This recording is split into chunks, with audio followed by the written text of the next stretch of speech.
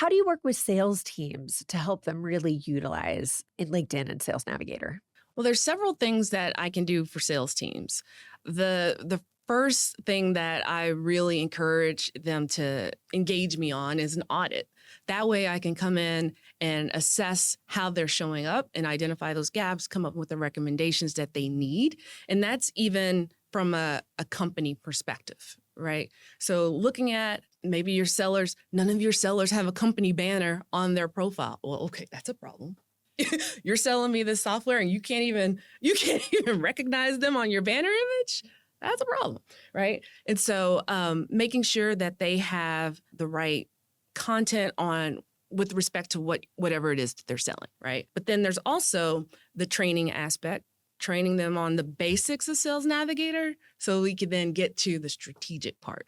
And what I really like to do is getting to this deep dive or very deep strategy sessions with account teams that have their sales folks as well as their customer success folks, so we can talk about all the cross-pollination that they should be doing and how they can actually go deeper and wider in those accounts so that they can create larger pipelines, right? And then there's that ongoing support. So I'm always there.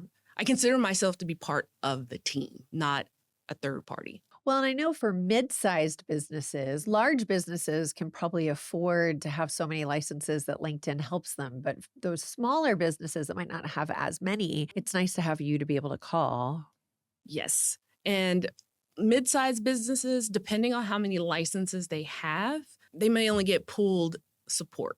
There's only so many people that can respond to 100 different companies, right? So the time in which it takes to get your answer might be 3 days. Whereas with me, I'm right there.